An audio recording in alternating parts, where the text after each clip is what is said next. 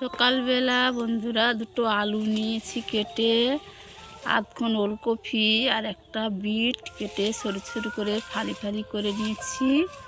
ভাজা করব। কড়ার মধ্যে লঙ্কা, কাঁচা লঙ্কা, একটা পেঁয়াজ কুচি নিয়েছি ভাজবো বলে।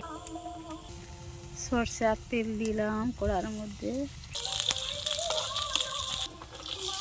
পেঁয়াজটা রাগ হয়ে গেছে, সবজিগুলো দিলাম।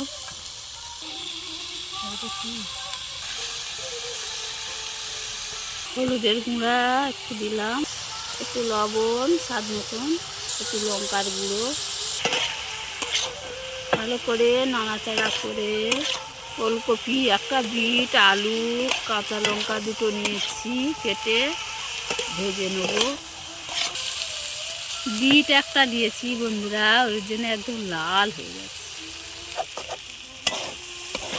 ভাজাটা বাকি আছে বন্ধুরা, আর একটু ভালো করে ভাজবো। সকালবেলা বন্ধুরা বিট, আলু, শালগম ভাজা আর পান্তা ভাত, ঠান্ডায় ঠান্ডায় গরম গরম খাওয়া হবে।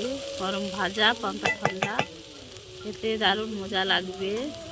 কে কে খেতে ভালোবাসে লাইক শেয়ার করবেন। একটু বাকি আছে ভাজাটা, আর একটু পরে নামাবো। ভাজাটা হয়ে গেছে, এবার নামিয়ে নেবো। ভাজা হয়ে গেছে, নামিয়ে নিয়েছি।